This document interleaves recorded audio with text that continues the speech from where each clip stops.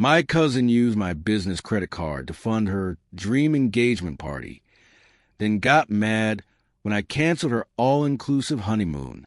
Here's the thing about family that nobody tells you when you're growing up. Sometimes the people who share your blood are the first ones to mistake your kindness for an invitation to take everything you have.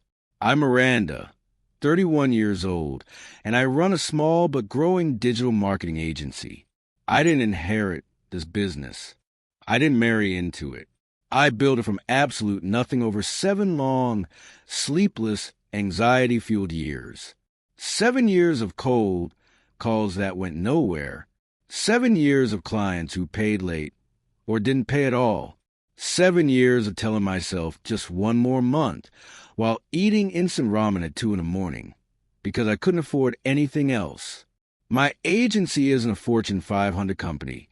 Not even close, but it's mine. I've got 6 employees who count on me for their paychecks. I've got a small but loyal client base. And after all that struggle, I've finally reached a point where I can breathe. I'm not by a private island comfortable. I'm not retire at 40 comfortable. But I'm sleep through the night without checking my bank balance comfortable. And that feeling, that quiet, hard-won security, means more to me than any designer handbag or luxury vacation ever could. A few years ago, I used some of my savings to buy a small cabin in the Smoky Mountains.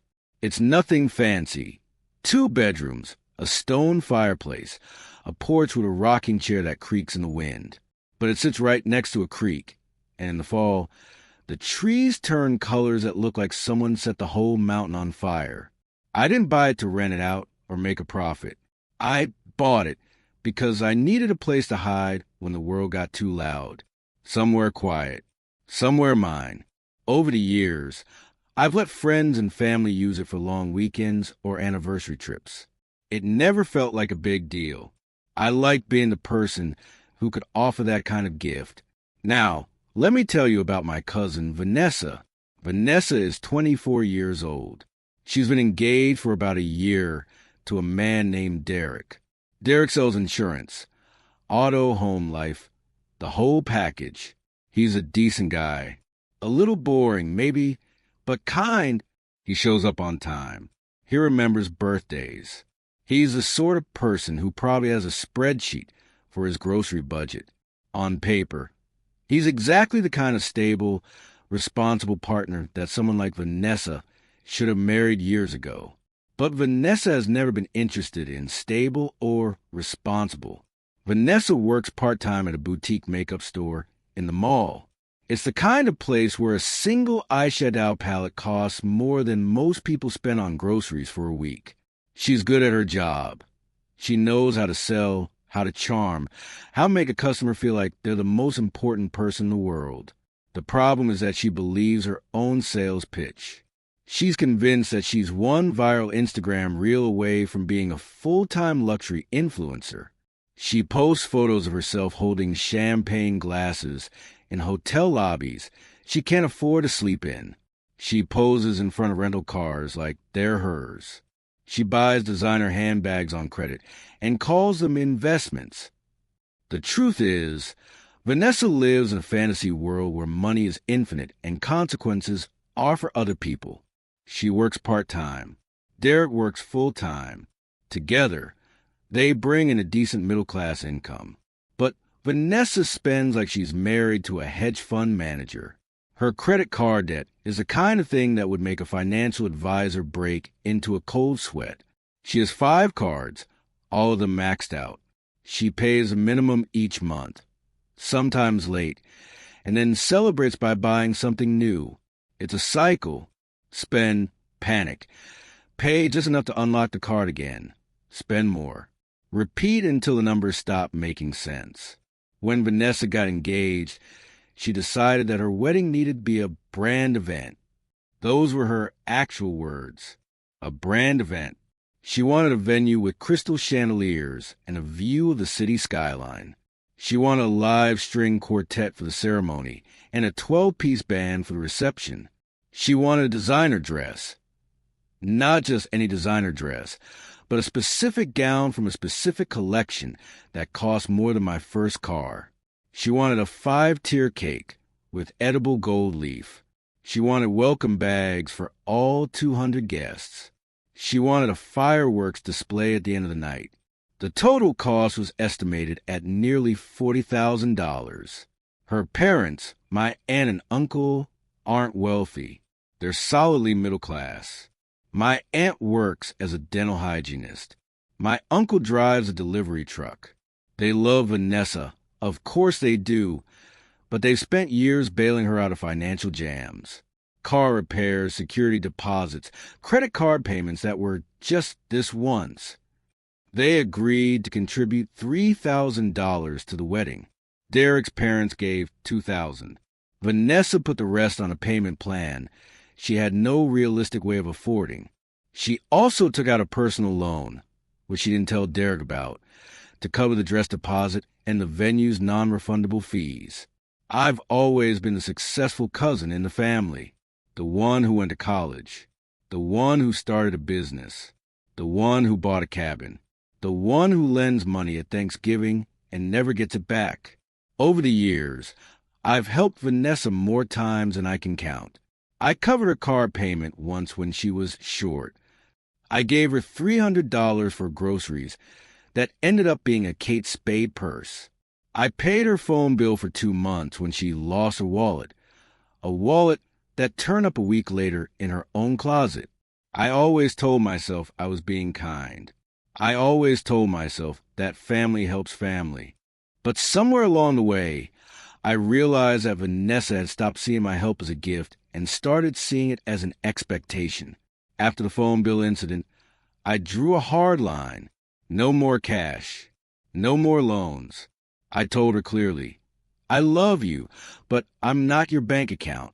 If you need advice about budgeting or paying down debt, I'm happy to help, but I'm not giving you another dollar. She smiled and nodded and said she understood. She didn't understand. Not really.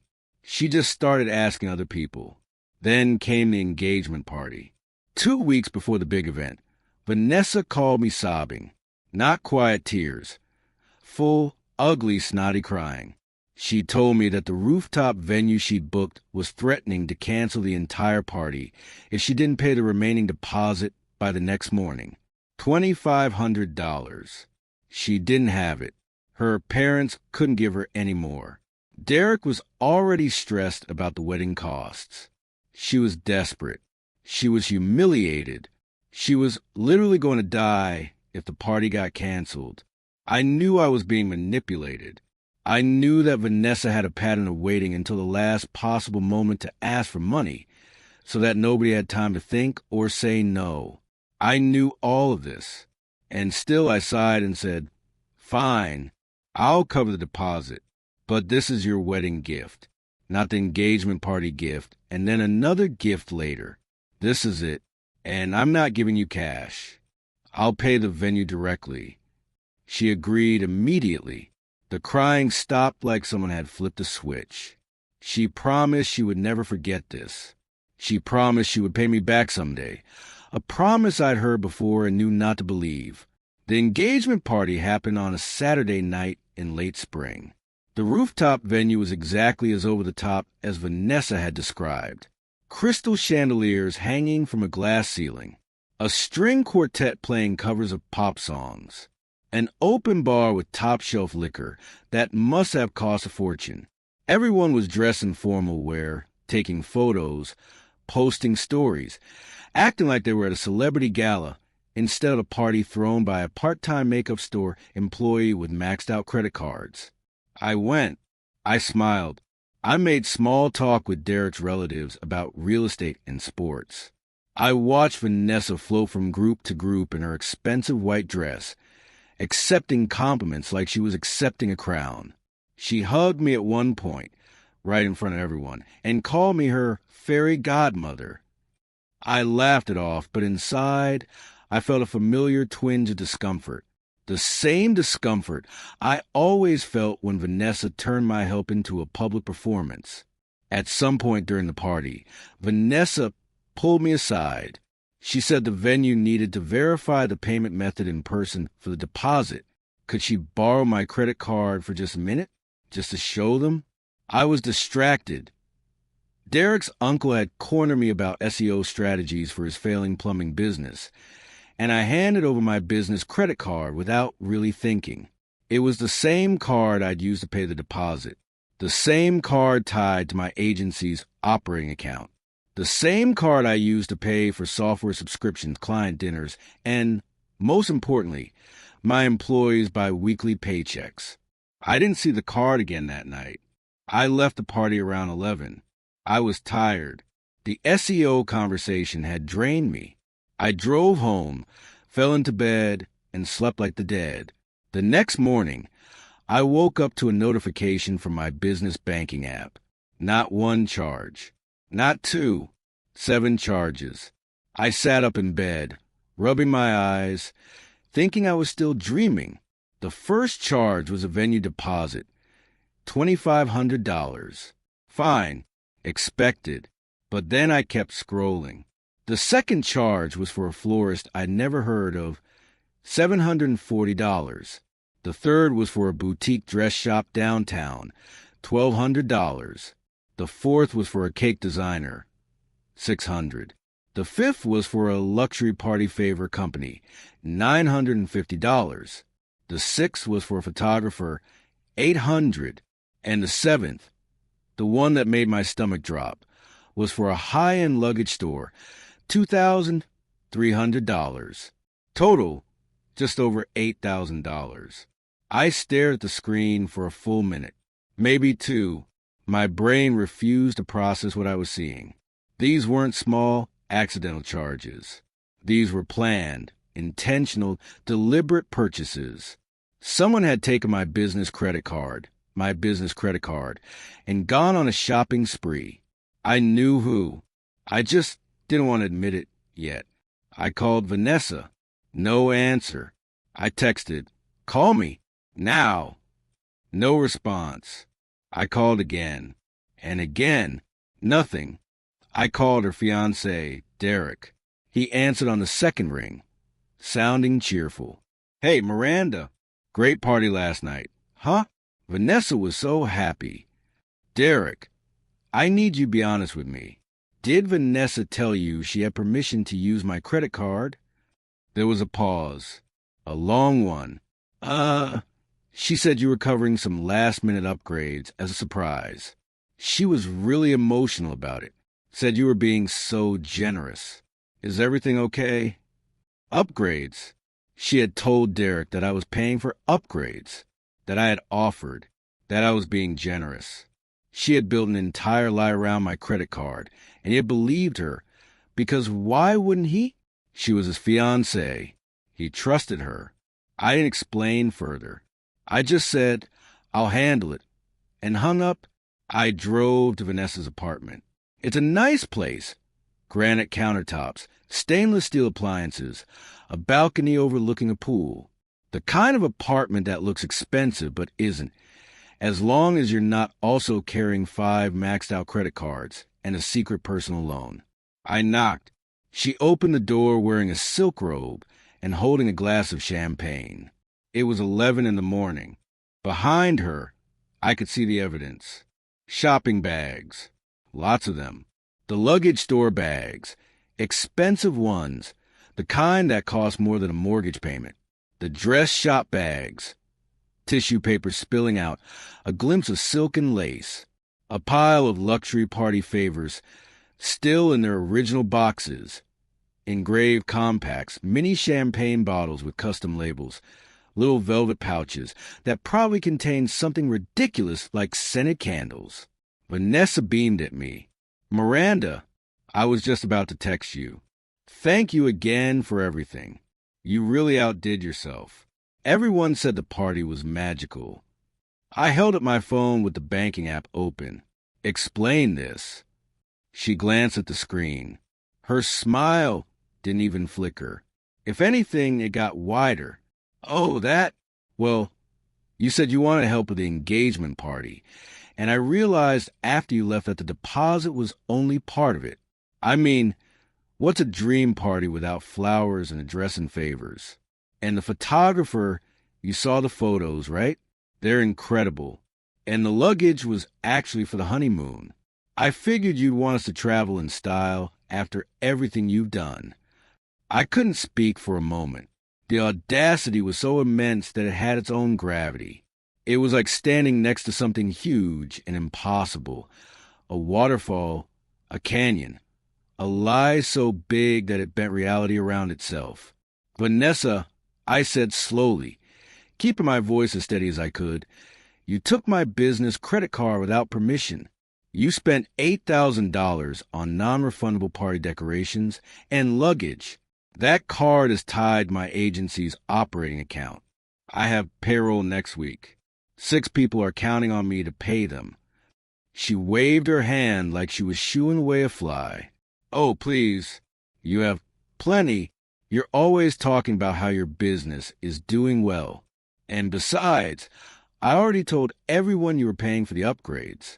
Your name is all over the party. The compacts have, with love, Miranda, engraved on them. You don't want to look bad now, do you? That was the moment something inside me snapped. Not loudly, not dramatically. Quietly, like a bone breaking cleanly in two. I realized in that instant that Vanessa didn't see me as a person. She saw me as a resource, a wallet with legs, someone whose boundaries existed only to be tested and crossed. I took a breath. I looked her right in the eye, and I said, I'm reporting the card as stolen. Her face changed. The smile didn't just fade, it collapsed. You wouldn't. Watch me. I turned around and walked out. She followed me to the door, still holding her champagne glass, still wearing that silk robe.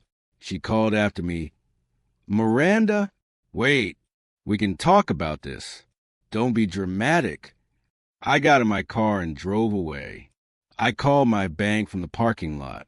I explained that someone had taken my business credit card without my authorization and made nearly $8,000 in fraudulent charges. I told them it was a family member. I didn't want Vanessa to face criminal charges, no matter how angry I was. But I wanted every single transaction reversed. The bank put a block on the card immediately. They started the fraud investigation. They assured me that I wouldn't be held responsible for the charges. Then they told me that because the charges were already pending, the vendors had already been notified. The florist, the dress shop, the cake designer, the party favor company, the photographer, the luggage store. All of them were going to be told that the payments had been made without authorization. Some of them had already shipped their products. Some hadn't. But every single vendor would now be coming after Vanessa for the money. I hung up and sat in my car for a long time. My hands were shaking, not from fear, from anger, deep, cold, righteous anger. I had spent years being the nice cousin, the one who helped, the one who didn't make waves. And this was my reward. Vanessa called me 47 times over the next 3 hours. I didn't answer a single call. She left voicemails that started with, Miranda, come on, let's be reasonable, and ended with, you're ruining my life, you selfish bitch. I saved all of them. I don't know why. Maybe because I wanted proof. Maybe because I wanted to remind myself later that I had made the right choice. Then came the family calls. My aunt, Vanessa's mother, called me screaming. Not upset, not disappointed. Screaming. How could you do this to her? She's been planning this party for months. You humiliated her in front of everyone. She stole my credit card. I said calmly, it was a misunderstanding. She thought you were helping. She didn't ask. She just took. You're going to ruin her wedding. Is that what you want? Do you want to be the person who destroys this family? I hung up. My hands were shaking again. Then my own mother called. Her voice was softer, but the message was the same. Miranda, honey, I know you're upset. And you're right. Vanessa shouldn't have done that. But maybe you could just pay for some of it to keep the peace? You know how she is. You know how your aunt is. Is this really the hill you want to die on? I said, yes, it is. My mother sighed. You're being difficult. I'm being done. I said, I'm done being the family ATM. I'm done being the one who always has to forgive and forget. I'm done. She didn't have anything to say to that. Neither did I. We sat in silence for a few seconds, and then I said goodbye and hung up. But the real issue, the one that would cause the most damage, was still ahead of me. Months earlier, before the engagement party, before the credit card theft, before any of this, I had made Vanessa a promise, a generous promise, a promise that now felt like a mistake. I had offered her and Derek my Smoky Mountain cabin for their honeymoon, a full week, all expenses paid. I wasn't going to charge them anything, not for the cleaning fee, not for utilities, not for firewood. I had even offered to stock the fridge with their favorite foods and leave a bottle of champagne on the counter. At the time, it had felt like the right thing to do. Vanessa was excited about her wedding, but stressed about money. Derek was trying so hard to make everything perfect. I thought the cabin would give them a chance to relax, to breathe, to start their marriage somewhere quiet and beautiful. I thought I was being kind. Now, after the credit card theft, after the 47 calls, after the screaming voicemails and the family drama, I knew exactly what I had to do. I hadn't canceled the cabin yet. I hadn't even mentioned it. I had been waiting for the right moment. The right moment came on the wedding day. I went to the wedding as a guest, not a bridesmaid, because I had quietly stepped back from that role weeks earlier. I told Vanessa I was too busy with work. She didn't push. She was too busy pretending everything was fine. The wedding itself was beautiful. I'll give her that. The venue was stunning. The flowers were gorgeous. Vanessa's dress was exactly the over-the-top designer gown she had always wanted. She walked down the aisle looking like a princess, or at least like someone who had spent a fortune to look like a princess. I sat in the back. I smiled. I clapped. I even gave a small toast during the reception. I kept it short and neutral. To Vanessa and Derek, may your marriage be stronger than your credit card debt. Most people laughed. Vanessa's smile tightened, but she didn't say anything. Throughout the night, she kept glancing at me. Nervous glances. Hopeful glances. She was probably thinking about the cabin. She was probably assuming that I had cooled down, that I had forgotten, that I would just hand over the keys like nothing had happened. She was wrong. As the reception wound down, around 10 o'clock, when the band was playing their last few songs and the older guests were starting to leave, Vanessa found me near the dessert table. She was flushed from champagne and triumph. Her hair was starting to come loose from its elaborate updo. She had a smudge of cake icing on her chin. So, she said, trying to sound casual, about the cabin. Derek and I were thinking of leaving Monday morning. We're so excited. I've already packed my hiking boots and a whole bag of face masks for the hot tub. Can we get the keys tonight? I set down my fork. I wiped my mouth with my napkin. I looked her right in the eye, the same way I had looked at her in her apartment the morning after the party. The cabin is off the table. She laughed, a short, disbelieving sound. What? No, you promise. I promised before you stole my credit card and spent $8,000 on party favors and luggage. That was your honeymoon gift. You already spent it. The engagement party upgrades you help yourself to, that was the cabin. That was the week in the mountains. That was the champagne and the firewood and the hot tub. You chose to spend it on engraved compacts and a designer dress. Her face went through 5 stages in about 3 seconds. Confusion, disbelief, anger, panic, and then pure unfiltered rage. The kind of rage that turns a person's face red and makes their voice come out as a screech. You're joking. I'm not. Miranda, you can't do this. Derek is so excited. I told everyone about the cabin. My entire Instagram feed is going to be from there. I already bought a new swimsuit. I already planned the photos. You're going to embarrass me again? On my wedding day? You embarrass yourself when you committed fraud. She started crying. Not the quiet, controlled tears of someone who is genuinely sad. Loud, theatrical, attention-grabbing sobs. The kind of crying that is designed to make everyone in the room stop what they're doing and look. And it worked. Guests turned. Conversation stopped. Derek came running over, looking alarmed. "What's going on?" he asked. "Vanessa, what happened?" Vanessa pointed at me, her hand shaking. "She's canceling our honeymoon. Over nothing. She's being so mean, Derek. I can't believe this. Not today. Not on our wedding day." Derek looked at me. His face was confused, but there was something else there too. A flicker of doubt. "Is that true, Miranda? You're canceling the cabin?" "She used my business credit card without permission," I said quietly. $8,000. I had to reverse the charges. That was her honeymoon gift. She already spent it. Derek's face went pale. He turned to Vanessa. "You told me she agreed to the upgrades. You said she offered." Vanessa just sobbed louder. She didn't deny it. She didn't explain. She just cried and pointed at me like I was the villain in her personal tragedy. Her mother stormed over. My aunt, the same woman who had screamed at me on the phone. "Miranda, this is her wedding day. Have you no decency? Have you no shame?" "I have plenty," I said. "That's why I didn't call the police." I picked up my purse.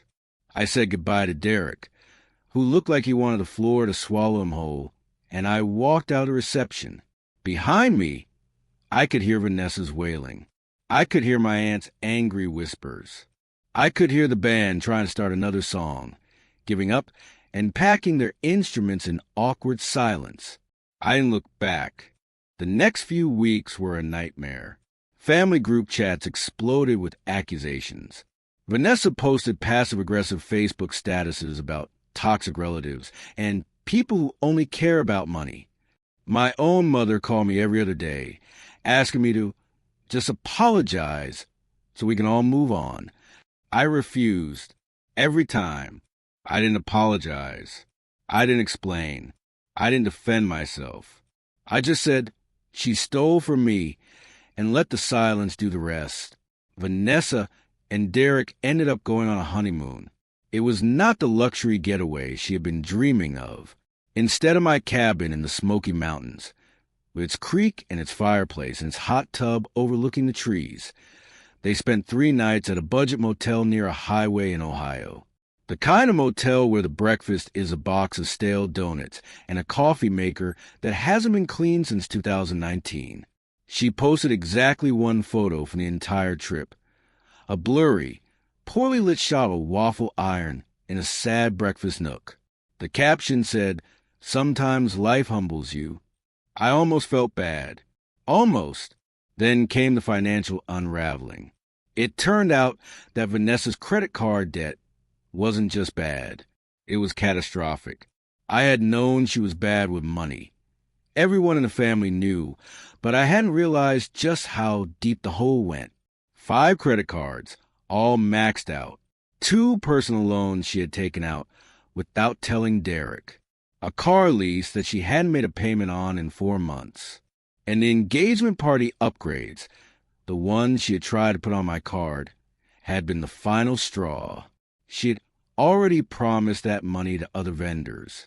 When the charges were reversed, those vendors came after her directly. Derek found out 2 weeks after the wedding. He came home from work to find an eviction notice taped to their apartment door.